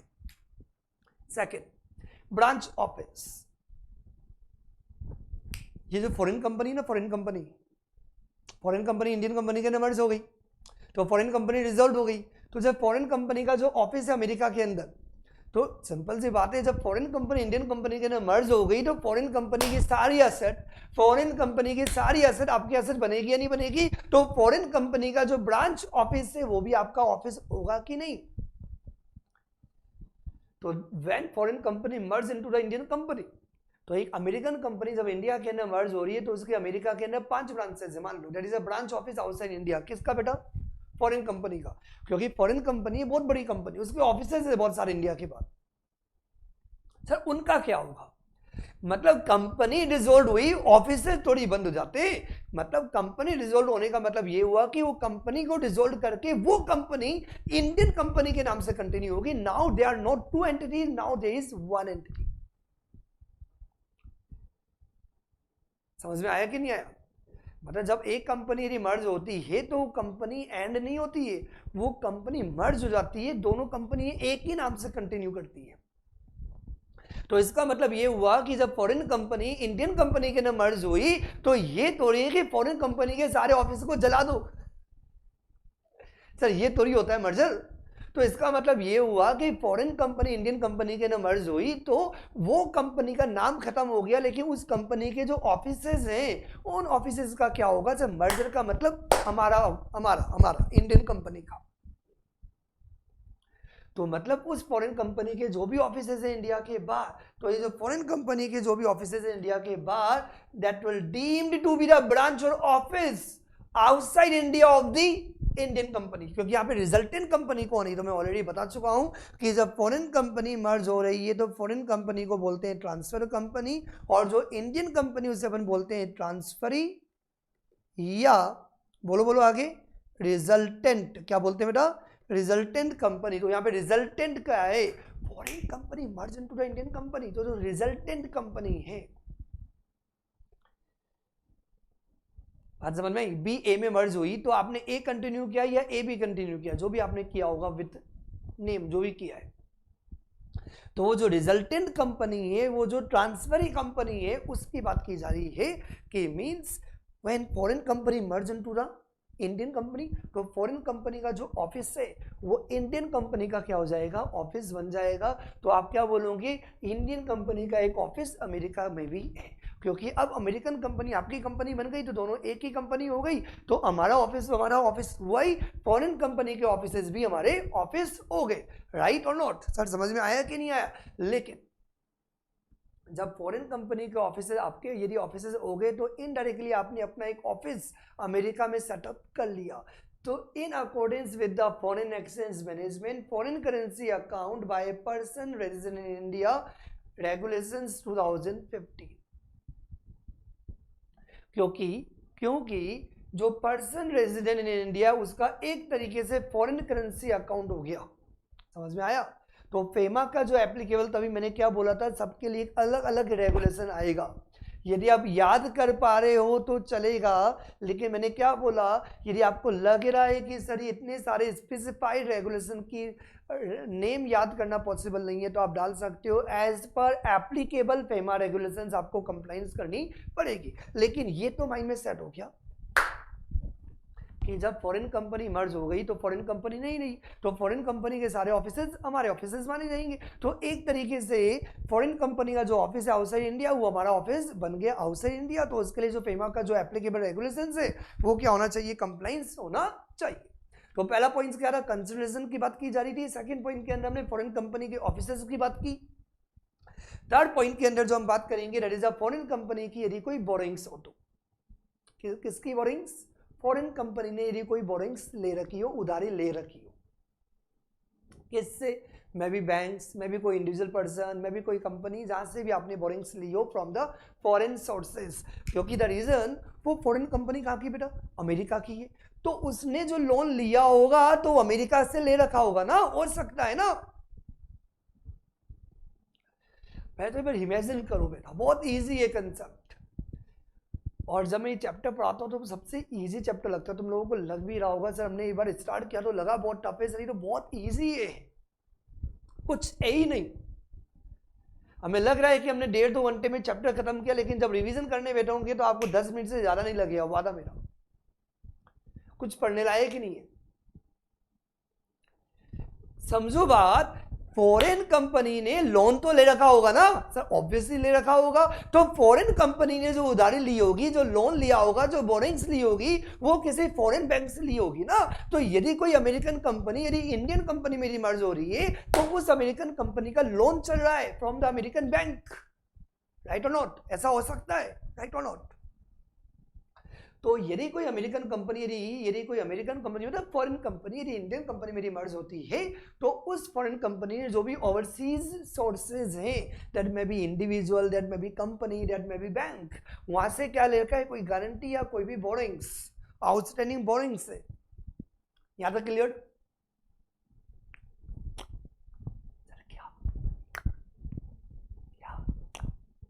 क्या भैया, जब फॉरेन कंपनी जब इंडियन कंपनी में मर्ज हुई तो हमें मर्जर का रूल पता है ना, कि मर्जर के बाद क्या होगा? Foreign company will B dissolved. तो ये फॉरेन कंपनी डिसॉल्व हो गई तो ये अमेरिकन कंपनी है, उस अमेरिकन कंपनी ने अमेरिका के बैंक से लोन लिया था। जब ये कंपनी इंडियन कंपनी में मर्ज हुई तो इस अमेरिकन कंपनी का जो अमेरिका के बैंक से लोन चल रहा था सर, उसका क्या होगा? सर ये होगा क्या, जो भी लायबिलिटीज है ना अमेरिकन कंपनी की, वो इंडियन कंपनी की लायबिलिटीज बन जाएगी। बता, अमेरिकन कंपनी ने किसी अमेरिकन बैंक से ही लोन ले रखा था, यदि अमेरिकन कंपनी ने यदि किसी अमेरिकन बैंक से ही लोन ले रखा था, तो वो अमेरिकन कंपनी जब इंडियन कंपनी के मर्ज हुई तो अमेरिकन कंपनी खत्म। तो उस अमेरिकन कंपनी की बोरिंग्स आपकी बोरिंग्स है। तो इसको अलग से क्यों बताया जा रहा है? क्योंकि एक तरीके से तो इंडिया को डायरेक्टली अमेरिका से लोन मिल गया मर्जर की वजह से। आज मैं जाता चिन्मय जैन, मैं जाता अमेरिका, लोन दे दो मेरे को, ऐसा कोई मुझे इजीली लोन देता नहीं देता ना। लेकिन मैंने यदि किसी फॉरेन कंपनी को मर्ज कर लिया तो मुझे इजीली इनडायरेक्टली किसी अमेरिकन बैंक से लोन मिल गया ना, क्योंकि अमेरिकन कंपनी तो खत्म हो गई, तो वहां का लोन मेरा लोन बन गया ना। तभी तो बोला कि भैया से सब पॉसिबल है, लेकिन जो जो एप्लीकेबल रेगुलेशंस है ना उनको ध्यान में रखना पड़ेगा।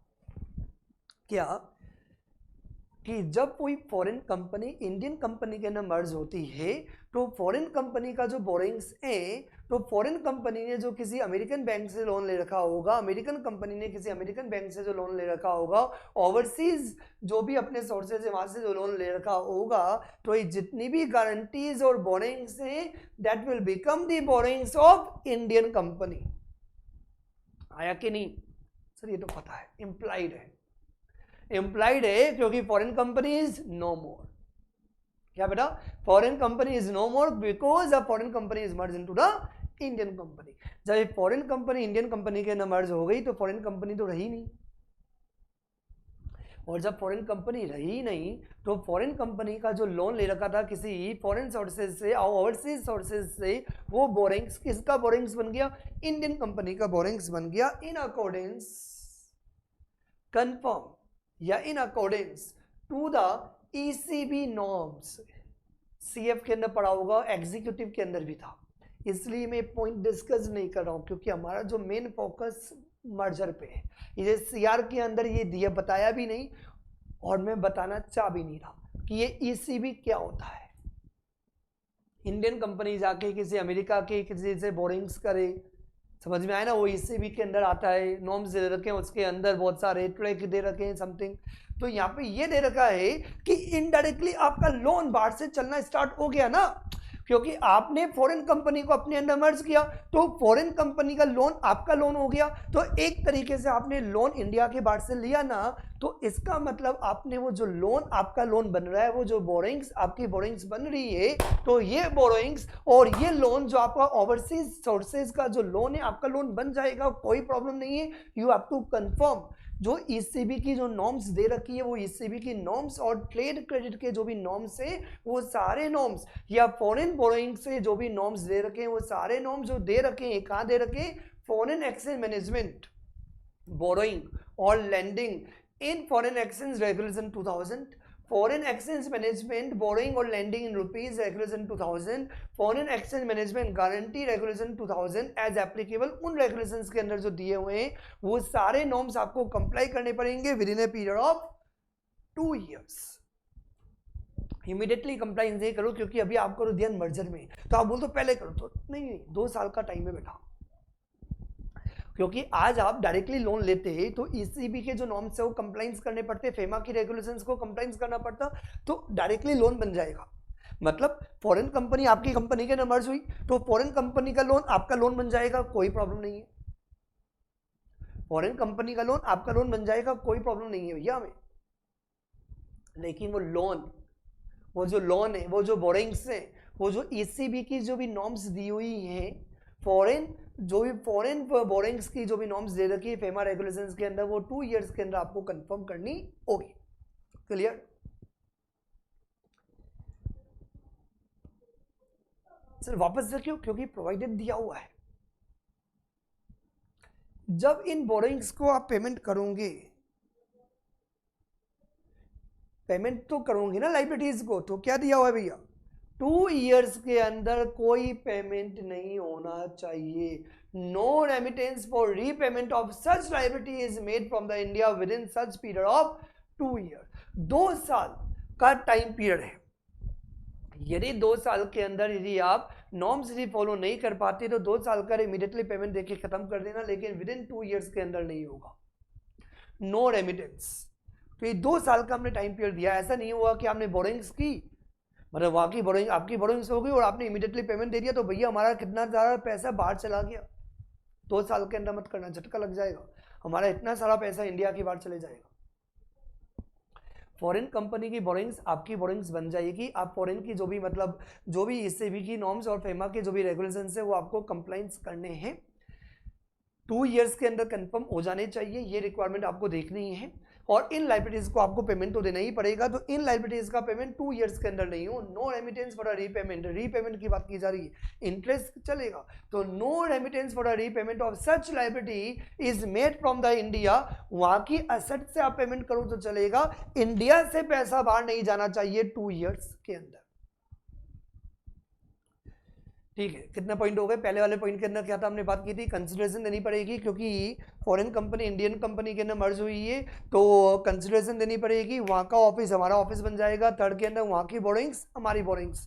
Fourth sir what about asset, मतलब फॉरेन कंपनी की नहीं, क्योंकि हमने फॉरेन कंपनी की ओनली ऑफिसेज की बात की थी। सर और भी तो बहुत सारी एसेट होगी, वहाँ की बिल्डिंग होगी, लैंड होगी, प्लांट होंगे, इक्विपमेंट्स होंगे। एसेट क्या है किसकी? फॉरेन कंपनी की। तो ये जो फॉरेन कंपनी की जो भी एसेट है उसका क्या होगा? ये फॉरेन कंपनी की जो एसेट है वो आपकी एसेट बन जाएगी, लेकिन 2 प्रॉब्लम होगी। यदि वो एसेट आपकी एसेट तो बन जाएगी, लेकिन यदि किसी रेगुलेशन में फेमा एग्जीक्यूटिव के अंदर पड़ा होगा फेमा एक्ट, तो यदि फेमा एक्ट में या फेमा रूल्स में या फेमा की रेगुलेशंस में यदि ये दिया हुआ ये पर्टिकुलर एसेट आप इंडिया में होल्ड नहीं कर सकते, हो सकता है ना, क्योंकि ये एसेट वहां की एसेट है।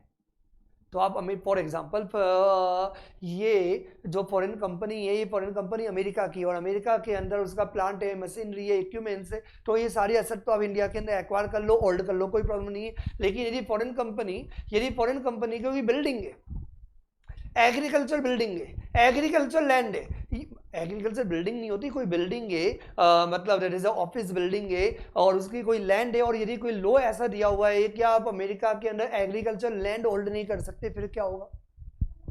तो यहाँ पे ये बात हुआ कि जनरल आप ये बोल सकते हो कि फॉरेन कंपनी की जो एसेट है वो सारी एसेट आपकी बनेगी, लेकिन यहाँ पे अब हमें यहाँ पे ये देखना पड़ेगा कि फेमा क्या कहता है। तो फेमा ये कहता है कि सारी एसेट अब इंडिया में होल्ड करो, ऐसा नहीं हो सकता। तो 2 बातें होगी, कुछ एसेट आप इंडिया में होल्ड कर सकते हो और ये एसेट आप इंडिया में होल्ड नहीं कर सकते क्योंकि ये एसेट आउटसाइड इंडिया की है। कौन से एसेट है ये? Asset outside India. तो हम बात करते हैं किसकी एसेट की बात हो रही है? इंडियन कंपनी की। भैया इंडियन कंपनी, तो इंडियन कंपनी में ना कौन मर्ज हो रही है? Foreign company. तो किसकी एसेट इंडियन कंपनी की एसेट बनेगी? सर फॉरेन कंपनी की एसेट इंडियन कंपनी की एसेट बनेगी। तो किसकी एसेट की बात कर रहा हूं? फॉरेन कंपनी की एसेट की बात कर रहा हूं। तो उसकी एसेट कहां होगी? फॉरेन कंपनी में ही होगी, फॉरेन कंट्री में ही होगी। अब आया कि नहीं आया? आया ना। तो ये तो हमें पता है कि हम रेगुलेशन 4 पढ़ रहे हैं, इनबाउंड मर्जर पढ़ रहे हैं। तो इनबाउंड मर्जर वाला पॉइंट तो अपने माइंड में पहले सेट कर लिया करो कि फॉरेन कंपनी इंडियन कंपनी के अंदर मर्ज होगी तो किसकी एसेट? किसकी एसेट बेटा? फॉरेन कंपनी की जो भी एसेट है आउटसाइड इंडिया। किसकी एसेट बेटा? फॉरेन कंपनी की जो भी एसेट है आउटसाइड इंडिया। तो दो बातें होगी, मतलब एसेट में दो बातें नहीं होगी। एसेट फेमा क्या कहता है कि क्या ये एसेट इंडियन कंपनी अपने नाम से होल्ड कर सकती है या होल्ड नहीं कर सकती। तो ये जो भी फॉरेन कंपनीज की जो भी एसेट है आउटसाइड इंडिया, तो पहला पॉइंट ये कहता है, फर्स्ट पॉइंट, ये एसेट परमिटेड है to acquire by the resultant company, that is the Indian company. मतलब इंडियन कंपनी इन एसेट को होल्ड कर सकती है, एक्वायर कर सकती है as per the provision of FEMA act rules और रेगुलेशंस। और यदि ऐसा है तब तो कोई प्रॉब्लम ही नहीं है, इंडियन कंपनी इन एसेट को एक्वायर कर लेगी, होल्ड कर लेगी। मतलब ये कि फॉरेन कंपनी की सारी एसेट इंडियन कंपनी की एसेट बन जाएगी, इंडियन कंपनी उनको खरीद लेगी, इंडियन कंपनी उनको होल्ड कर लेगी। समझ में आ गई बात? लेकिन फॉरेन कंपनीज की वो एसेट जो इंडिया के बाहर है, जिनको आप होल्ड कर सकते हो तो आप होल्ड कर लो, आप एक्वायर कर लो, कोई प्रॉब्लम नहीं है। लेकिन ऐसी एसेट जो आउटसाइड इंडिया है, लेकिन फेमा मना करता है कि आप इंडिया ये कंपनी ये एसेट होल्ड नहीं कर सकता एज पर फेमा प्रोविजंस। तो ऐसी asset outside India not permitted to be acquired और hold by the Indian company as per the provisions of FEMA rules और रेगुलेशंस। देन क्या करना पड़ेगा? थोड़ा सा कॉमन सेंस लगाओ। फॉरेन कंपनी आजा तो फॉरेन कंपनी इंडियन कंपनी के नंबर 0, फॉरेन कंपनी को डिसॉल्व करना पड़ेगा। तो जब फॉरेन कंपनी खत्म होगी, सर खत्म नहीं हो तो बेटा मर्जर का रूल क्या होता है? मर्जर का रूल ये होता है ना कि ट्रांसफर कंपनी डिसॉल्व होगी। ये तो बिना बोले माइंड में सेट कर लो कि जब मर्जर अमालगमेशन होगा तो जो ट्रांसफर कंपनी है दैट विल बी डिसॉल्व्ड। तो जब फॉरेन कंपनी इंडियन कंपनी के अंदर मर्ज होगी तो फॉरेन कंपनी खत्म। तो उसकी एसेट का क्या होगा? उसकी एसेट इंडियन कंपनी होल्ड कर लेगी यदि परमिटेड टू एक्वायर है। लेकिन यदि इंडिया के अंदर जो फेमा बना हुआ है, फेमा बोलता है ओ इंडियन कंपनी तुम ये एसेट होल्ड नहीं कर सकती, तो अब फॉरेन कंपनी खत्म हो गई, अब उसकी एसेट पढ़िए। ये एसेट पर्टिकुलर एसेट आप इंडिया में होल्ड नहीं कर सकते, तो क्या करेंगे? फॉरेन कंपनी तो रही नहीं, तो उन एसेट को मैं होल्ड भी नहीं कर सकता क्योंकि अदरवाइज वो क्या होगी? वो एसेट इंडियन कंपनी की एसेट बन जाएगी। लेकिन फेमा ने मना कर रखा है कि इंडियन कंपनी इन एसेट को एक्वायर होल्ड नहीं कर सकती, तो क्या करें? कॉमन सेंस है बेटा, तो अप्लाई करो। सर ये तो बोल नहीं सकते कि फॉरेन कंपनी कंटिन्यू कर लेगी। Sir foreign company is no more, ये तो आप बोल नहीं सकते ना कि जो एसेट इंडिया में ट्रांसफर नहीं हो पा रहा सर वो एसेट फॉरेन कंपनी कंटिन्यू कर ले। सर मर्जर है इसका मतलब फॉरेन कंपनी खलास। तो जब फॉरेन कंपनी नहीं रही तो वो जो एसेट आउटसाइड इंडिया उसका क्या होगा? आप तो लेके आ नहीं सकते, आपके नाम से तो कंटिन्यू रह नहीं सकती, इंडियन कंपनी तो एक्वायर होल्ड नहीं कर सकती, तो क्या करें? उनको बेच दो। क्या कर दो? बेच दो। मैंने क्या बोला? जब आप ब्रेन स्टॉर्मिंग ट्राई करते हो तो आपको वर्डिंग अपने आप समझ में आता है। जो एसेट आप अपने नाम से होल्ड कर पा रहे हो, मैं ये नहीं बोल रहा हूं कि एसेट को आप इंडिया में लेके आओ, मैं इंडिया में लाने की बात नहीं कर रहा हूं। मैं ये बोल रहा हूं कि जब फॉरेन कंपनी डिसॉल्व हो जाएगी तो फॉरेन कंपनी की एसेट आपकी एसेट बन जाएगी, वो एसेट आपकी एक्वायर्ड हो जाएगी, वो एसेट आप अपने नाम से कंटिन्यू कर सकते हो। लेकिन जब फेमा मना करता है तो इंडियन कंपनी उन एसेट को अपने नाम से होल्ड नहीं कर सकती, तो क्या किया जाए? फॉरेन कंपनी इज नो मोर, तो उन एसेट को बेचना पड़ेगा। आया कि नहीं आया? आया ना। तो देखो, तो ऐसी एसेट वो एसेट जो आप परमिटेड नहीं हो एक्वायर होल्ड करने के लिए, उन एसेट को क्या कर देना, बेच देना। तो ये इंडियन कंपनी क्या करेगी, ये इंडियन कंपनी क्या करेगी, उन एसेट को बेच देगी within a period of 2 years from the date of the approval of scheme by the NCLT. Sir NCLT की स्कीम से पहले ही बेच दूं तो है? सर क्या हो गया भैया, मर्जर से पहले ही कैसे बेच देगा रे तू? बात समझ में आया ना? बच्चा तो रट्टा मारता है, क्या रट्टा मारने की जरूरत है?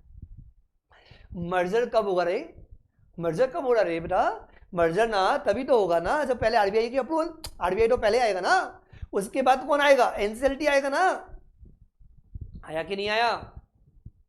तो यदि कोई फॉरेन कंपनी यदि इंडियन कंपनी के अंदर यदि मर्ज करेगी तो मर्जर होगा कैसे, एनसीएलटी की अप्रूवल से। तो इसका मतलब क्या होगा, एनसीएलटी की परमिशन आएगी। तो एनसीएलटी की परमिशन ही नहीं आई तो मर्जर ही नहीं हुआ ना, फिर तो फॉरेन कंपनी वैसे ही कंटिन्यू रहेगी। तो मर्जर कब होगा, जब एनसीएलटी की अप्रूवल आएगी। तो एनसीएलटी की अप्रूवल आ गई, इसका मतलब फॉरेन कंपनी इंडियन कंपनी में मर्ज हो गई।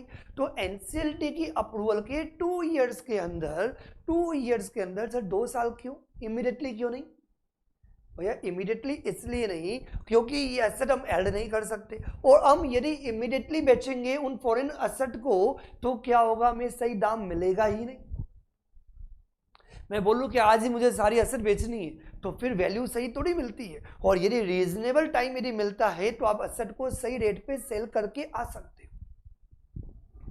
तो फॉरेन कंपनी जब इंडियन कंपनी के अंदर मर्ज हुई और एनसीएलटी ने थप्पा लगा दिया, एनसीएलटी ने अपनी अप्रूवल दे दी, तो इसका मतलब मर्जर तो होगा, foreign company is no more, foreign company आपकी रिजोल्व हो जाएगी। तो उस कंपनी की एसेट, वो एसेट जो आप अपने नाम से होल्ड नहीं कर पा रहे फेमा के अकॉर्डिंग, उन एसेट को एक टाइम दिया जाएगा 2 साल का। कितना टाइम पीरियड दिया जाएगा, 2 years का टाइम पीरियड दिया जाएगा। 2 years के अंदर इन एसेट और सिक्योरिटी को आप सेल कर सकते हो, और सेल करके जो पैसा आएगा, सेल करके जो पैसा आएगा, जो मनी आएगी, उसको आपको इंडिया में लेके आना है इमीडिएटली। और कैसे लेके आना है, through banking channels. Last point sir, asset का पैसा आता है, लाइबिलिटीज के लिए पैसा देना पड़ता है। तो जब हमने फॉरेन कंपनी को मर्ज किया है तो ऑब्वियसली हमें बार बार पैसा देना भी पड़ेगा, बार बार पैसा आएगा भी। तो सर क्या हम इंडिया के बाहर अपना कोई बैंक अकाउंट ओपन कर सकते हैं? Opening of overseas bank account for resultant company. बताइए, resultant company that is a Indian company, क्योंकि foreign company merge into the Indian company. तो ये जो ट्रांसफरी कंपनी है, जो इंडियन कंपनी है, तो ये इंडियन कंपनी को कंसिडरेशन देना होगा, पेमेंट देना पड़ेगा। और जो भी ये क्या नाम है इसका, फॉरेन कंपनी की जो लाइबिलिटीज है, जो एसेट है, एसेट का पैसा आएगा, लाइबिलिटीज के लिए पेमेंट देना पड़ेगा। तो ये जो पेमेंट की लेन देन रहेगी, तो ऑब्वियसली फॉरेन कंपनी की जो एसेट है वो भी आउटसाइड इंडिया ही होगी, और फॉरेन कंपनी की जो लाइबिलिटीज है वो भी आउटसाइड इंडिया है। तो जो पेमेंट का लेना और देना जो भी आपको करना है वो इंडिया के बाहर करना है। तो क्यों नहीं आपका एक अकाउंट इंडिया के बाहर हो? बात तो सही है। इजीली आज मैं चिन्मय जैन और मैं चाहूँ कि मेरा एक अकाउंट मतलब जापान में हो, एक मेरा अकाउंट अमेरिका में हो, तो मैं इजीली अकाउंट थोड़ी ओपन कर सकता हूँ। लेकिन यहाँ पे तो अकाउंट ओपन करना जरूरी है ना सर। मैंने फॉरेन कंपनी को खरीद लिया है, फॉरेन कंपनी हमारे अंदर मर्ज हो गई है, तो वो फॉरेन कंपनी की जो भी लाइबिलिटीज एंड एसेट है उनको हमें सेटल करके आना है। और वहाँ की जो लाइबिलिटीज और एसेट होगी वो तो इंडिया की बारी होगी ना ऑब्वियसली, क्योंकि फॉरेन कंपनी इंडियन कंपनी के अंदर मर्ज हुई है। तो इसका मतलब सेटलमेंट के पर्पज के लिए भी नीड है बैंक अकाउंट, और जो लाइबिलिटीज सेटल करनी है वो भी इंडिया के बाहर, जो वो एसेट का पेमेंट आएगा वो भी इंडिया के बाहर, क्योंकि एसेट कहाँ लोकेटेड है, आउटसाइड इंडिया।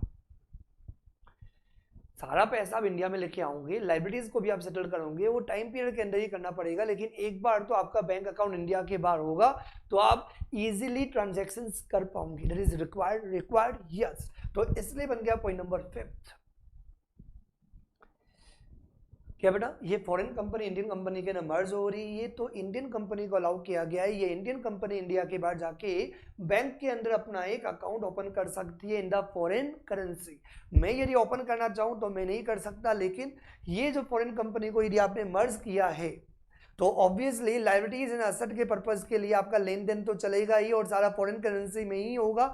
इसलिए आप इंडिया के बाद आउटसाइड इंडिया ओवरसीज बैंक में एक बैंक अकाउंट ओपन कर सकते हो in the foreign currency for the purposes of putting through transactions incidental to cross border mergers for a maximum, permanently नहीं होगा, मौका मिला है फॉर ए लिमिटेड पीरियड के लिए। ऐसा नहीं बोला कि जिंदगी भर अगर रखो अकाउंट, क्योंकि आपने क्या बोला, जरूरी था अकाउंट ओपन करना, क्यों?